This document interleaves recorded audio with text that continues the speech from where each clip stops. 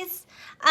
Okay, so today we're going to be talking about overcoming fear and imperfections. Wow, that string is super uneven and super duper long. I'll have to fix that. But okay, so actually we just went to Colorado and I skied for the very first time. And so after my first day, I very well thought that it was going to be my last day because, you know, like I don't do well with not doing well at things. Like, I don't know if any of you guys are okay with just not being good at stuff, but I am not okay with not being good at something. If I have like an imperfection, I struggle with that. Like, it really bothers me. So I went and I journaled every day that I was in Colorado. So I'm going to be reading some of that off of here because kind of what I wrote was, it was very dramatic, I guess you can say. So it makes it a little more interesting. So, overcoming fear and imperfections is what I titled this.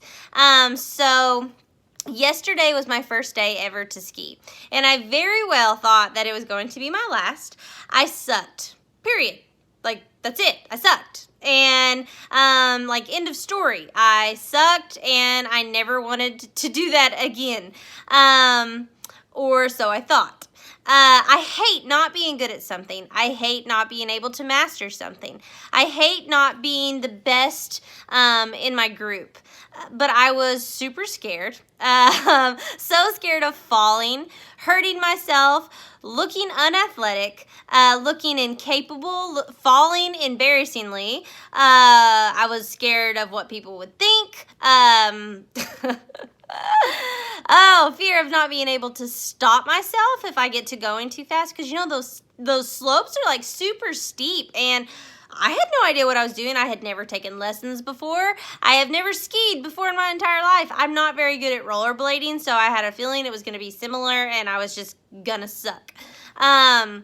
So I had the fear that I wasn't capable of learning and applying the motions, fear that I'm just not made with the ability to ski or skate or rollerblade because I'm not good at any of those.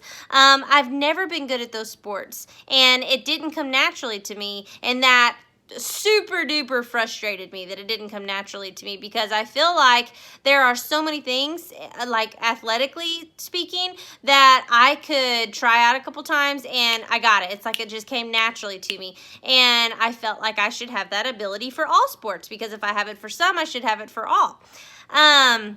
So I would get frustrated with that, and I'd be like, why do I not have the ability to do this? Like, why can I not get this? Why could other unathletic people master this sport, but not me? And that was another question I had. Like, and my sister-in-law and some of my other, like, friends I've seen will tell you, like, they are unathletic people. Like, they did not play sports. They do not like sports, but yet they could ski. And they got it, and they were good. Like, my 7 and 8-year-old niece and nephew were skiing like pros, and I'm over here falling on my face every 2 seconds, and that frustrated me. I just got mad. Like, every time I would fall at the beginning, I would just get so mad. But every time I tried to go down a bigger hill to master the art of skiing, I had a paralyzing fear on the way down that I would attempt the slope, but then once I started down and realized I was doing good, but started going a little bit too fast, I usually started to doubt myself. So it's like when I was going down, I was doing really well. I would be like, okay, I'm doing really good. I'm doing really good. And then I thought, oh, wait, crap, I'm doing really good. That means it's about time that I mess up and I move my leg out too far, or I lose control and I slide down face first on this sheet of ice. Like, it was like I would just psych myself out, and then I would fall and I would roll down the hill, and it would just frustrate me so bad. So I would eventually crash. I'm pretty sure I fell probably 78 times. And I even found myself thankful that nobody, like no guy or anybody that I wanted to maybe make an impression on was there, because I'm telling you guys, like, this was bad. Like, everybody made so much fun of me because everyone was like, oh, you'll get it, you'll be fine, you're athletic, you can figure it out. No, I was so bad, and oh, it was so frustrating. You know, and then I thought, like, why do I care so much? Like, why do I care if I'm good at this or not? Like, what is the deal? Like, if someone was to look at me, like, I'm a counselor, okay? So if another counselor that went through the same program that I did was to meet with me one-on-one, they would probably think my parents were these demanding monsters, like, that just made me be like, they were perfectionist, and if I didn't get something perfect or like 100% correct, like, I was a failure at life. And you know, so most people would think that, and a counselor would think that if they studied my behaviors, my thoughts, my feelings, that's what they would think. And it's so weird because my parents were nothing like that. My parents were the most like clear expression of God's unconditional love. Like, they were so wonderful, and I never had parents like that. So I get frustrated with myself when I think about the way I am. Like, why do I have to be perfect at everything? My parents never made me feel like I had to be perfect. So why do I have that mentality? I would definitely diagnose myself with some things that I know I don't have, and I know it's not from my parents, but I couldn't figure it out. Well, anyways, so let me go through this diary.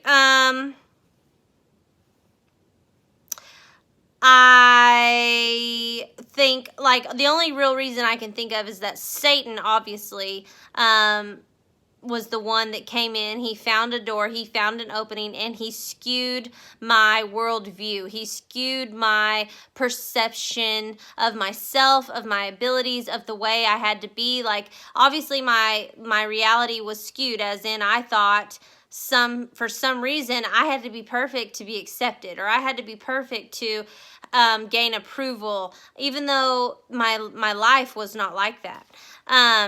But back to my story. This next morning, after my first day of skiing, I woke up with this decision that I was just not going. Like, I'm not going through that embarrassment again.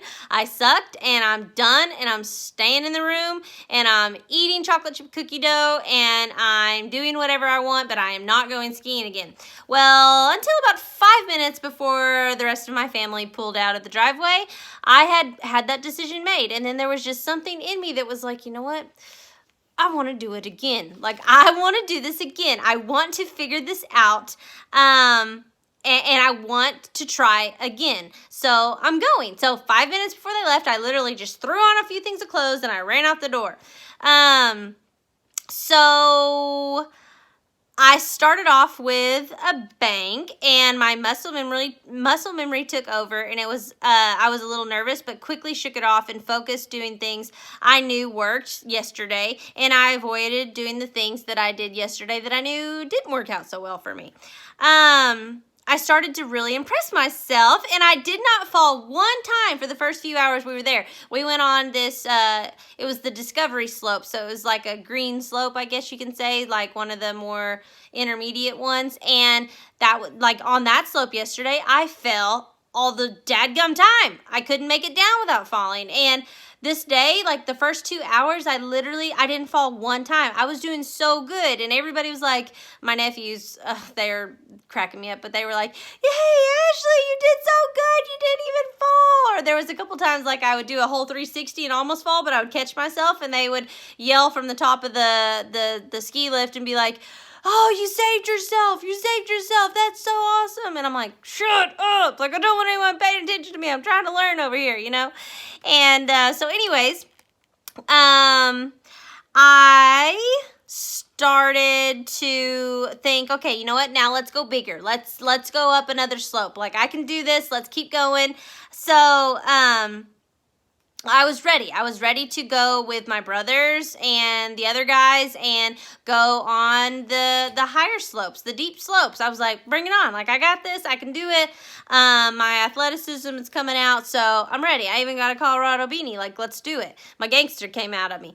And I amazed myself with how much better I had gotten in just one day. I was like pumped. But of course, the time had come for me to fall yet again. So, but I just laughed because nobody knew this, but there was this like little alleyway gate basically that you could go down, but it was like woods. It was all wooded area. So it was like if you wanted to practice going down this wooded area, it was like super like narrow and there were trees everywhere. And it was like a long little pathway and it was real windy and bumpy and I was like not ready for it, but I was like, I'm going to do it anyways. And I did it by myself so nobody would see me if I fell. So I went and I was going and I was doing so good. And there was this time I came and it was like I needed to either go right or left because there was these trees right in front of me, like this one big tree. And I had to make a decision, go right or left. And then I waited too late and I couldn't make my body turn one way or the other. And I literally ran face first into the freaking tree. Did the splits, my face hit the tree, my middle section hit the tree, my legs went this way, one ski flew off that way, and my other pole, whatever thing, flew off the other way. And I was like, well, and then I just died laughing because immediately I looked all over and I was like, nobody saw that. I gotta get my ski, I gotta get my pole, I gotta get all this together before somebody comes down here and sees me. And I just died laughing to myself in the middle of the woods because I just freaking face planted into the tree and did the splits and lost my ski and lost a pole, but nobody saw. So I was like, that's okay, it's good. Like, I found humor in it. I didn't get upset. I mean, I was hurting a little bit, but I was good and I just laughed it off.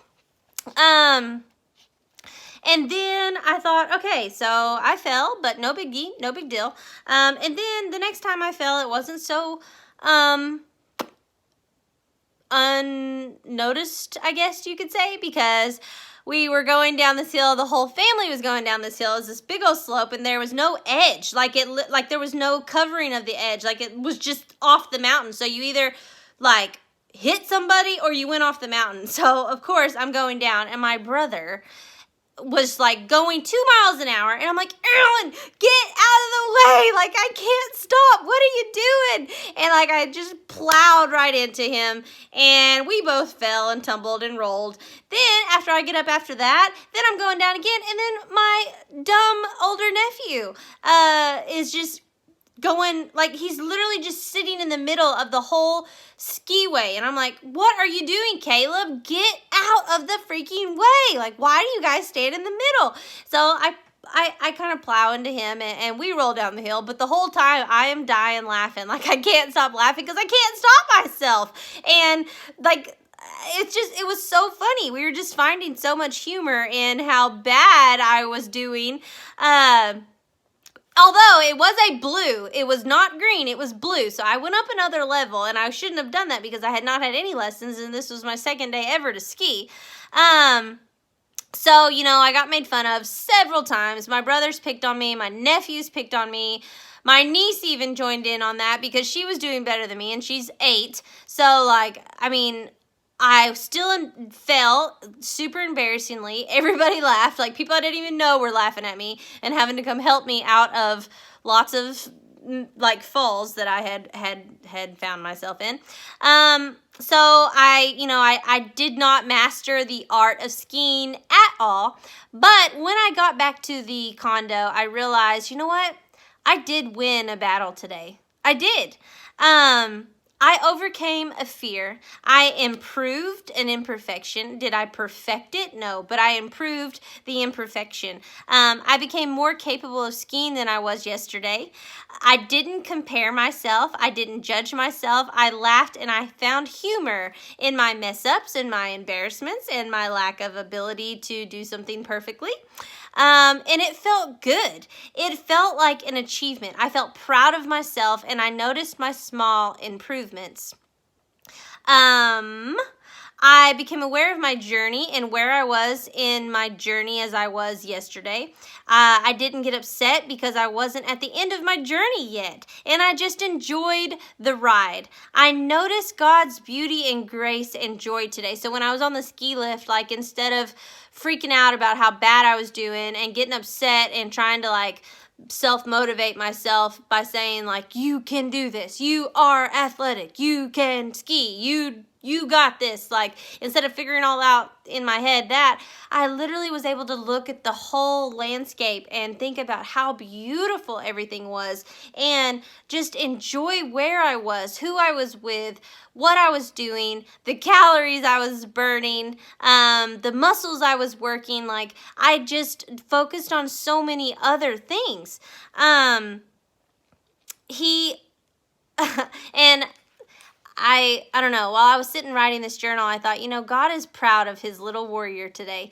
God is proud of me today. Like, I didn't sit in the room and be a crybaby and, avoid something that I feared or that I failed at. I went out and I did it anyways. I did it scared. I was still scared, and I did it scared. I did not completely perfect that imperfection, but I improved that imperfection. So I did win a battle today, and God, I knew, was proud of me for that. I can go to bed tonight knowing that even though the art of flawless skiing is a war that I have not claimed victory over yet, but today I did win the battle of the fear of turning and falling and the fear of messing up, because I was doing really stinking good by the end of the day at turning and not falling and or being scared of falling. So I was really proud of myself today, and I just thought maybe some of you could learn something from that story and from my humorous mess ups, because there are a lot of things that we don't do perfectly, and there are a lot of things that we fear. But does that mean that we have to quit and run away or avoid it or not partake in that anymore? No, it means that you do it scared. You do it imperfectly. You do it as a journey, and you see it as a journey, like not an end journey, but you see and you enjoy the ride and the journey to get to a goal or whatever it is you're wanting to overcome or achieve. So I thought I would share that with y'all today, and I hope you get something out of it. Be sure to keep tuning in because I will be posting more videos as the days go by.